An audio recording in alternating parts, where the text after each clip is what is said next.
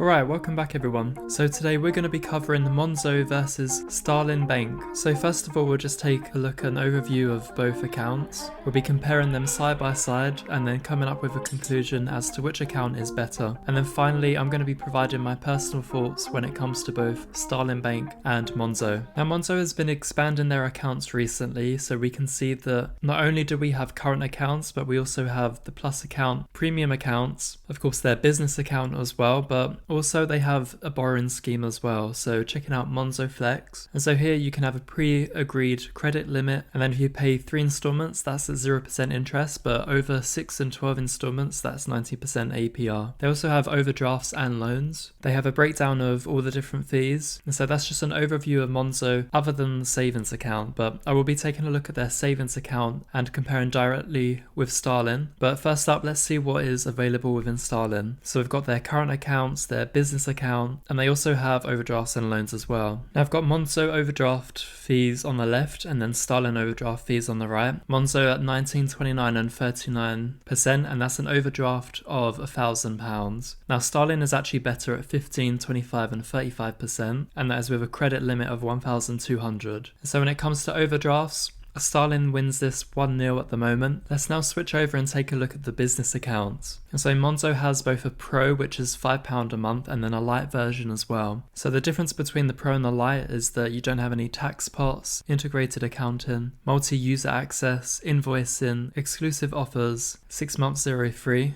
But both do support mobile and web access, payment links, card payments with Stripe, and easy bank transfers, which are free until 2023. Now taking a look at Starling Bank, we can see that there's £0 per month, so it's a free account. 24/7 support and FSCS is covered on Monzo as well, and they have the ability to switch from a current account as well. And so in terms of features, they're a lot more minimal compared to that of Monzo, but one key difference is that you can have add-ons. And so depending on your business needs, you can actually have, for instance, a Euro business account or a US dollar business account. Now honestly it depends on your needs here, so some users may look at Starling for a business account and others may switch to Monzo. However, for their business account I'm going to be giving it to Monzo, so 1-1 at the moment. Let me know in the comments below if you have any different opinions, but at the moment it's tied. So let's take a look at their savings account. And so when it comes to the current account, there's 2 factors I'm going to be looking at. The first one is the interest rate that you can receive, and the second is withdrawing money overseas. And so first up we have Monzo. Now you can save up to 1% interest on your savings. However, there is a catch. You have to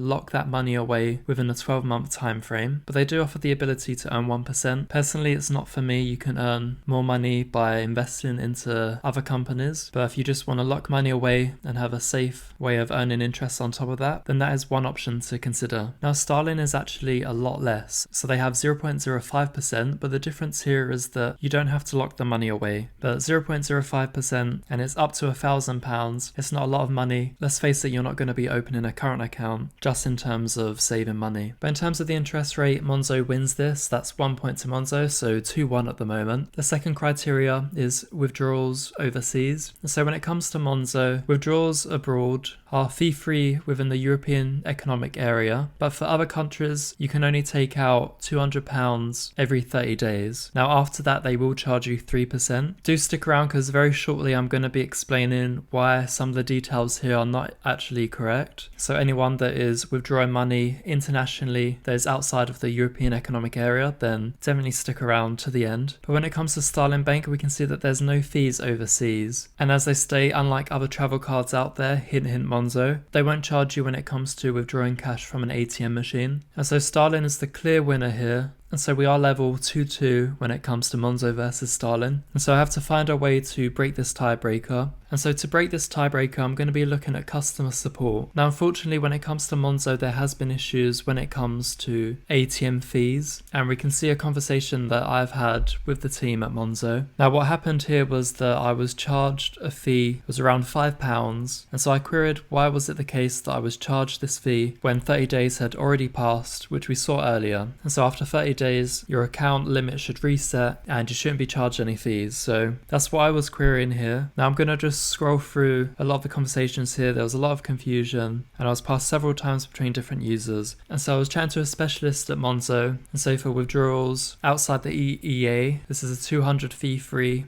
and then the 30-day rolling period, and then after that you'll be charged with the 3%. So they gave the example here. So let's say you withdraw £10 on the 1st of January 2020, they'll add back that £10 to your allowance on the 31st of January 2020. So in other words, 30 days added on, that's when you get your allowance back.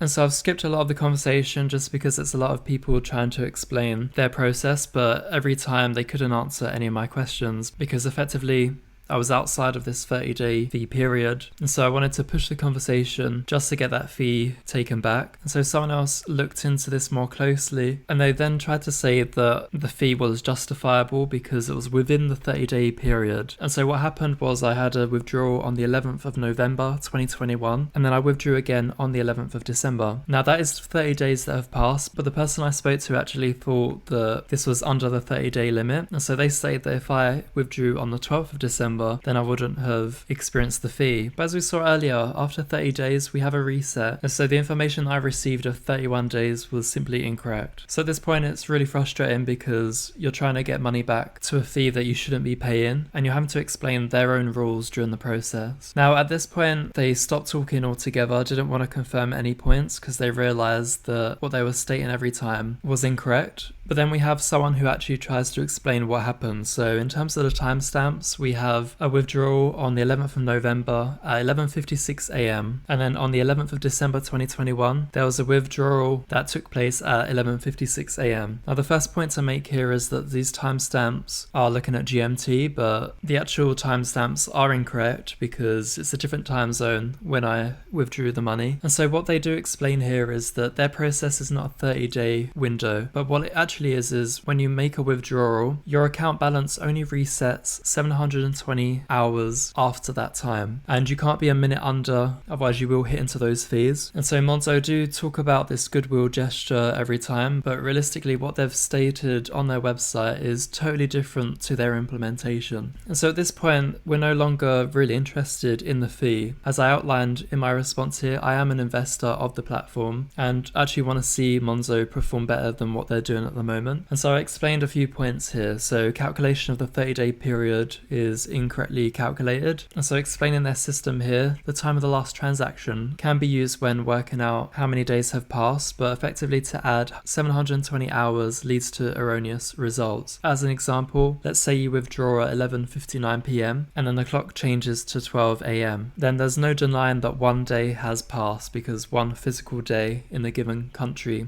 has passed. And as I stated as well, should they continue to call this a 30-day allowance, then they actually need to update the documentation on their website to actually state how they're really calculating the process. And so at this point I had a lot of people explaining the same process, but again, goodwill gesture, they provided the refund. And so what happened here is someone else escalated the issue higher up on the team, and it was the first response where I actually felt that someone's actually planning to do something differently. And so they clarified that I wasn't happy being bounced around, at the time 9 different people. That continued onto around 12 or potentially more. And so as they stated, a lot of people just didn't know what was going on, and unfortunately during the process they deflected what was really happening and tried to state that the system was correct when it just simply wasn't the case. And so for the first time we actually could see that they acknowledged their mistakes, and in the process they credited my account with an extra £25. And so this is what you want to see from customer service. I know that there would be other people out there who could experience the same issue where you're charged a fee when you really shouldn't be. For users out there, you should always call out when there are issues because we want to see these platforms improve, and at the same time we don't want to see them charging our account. So with that said, the last person I spoke to at Monzo was great. In terms of the chats with Starling Bank, the truth is I've had no issues with them. I haven't even had to chat on their customer support system.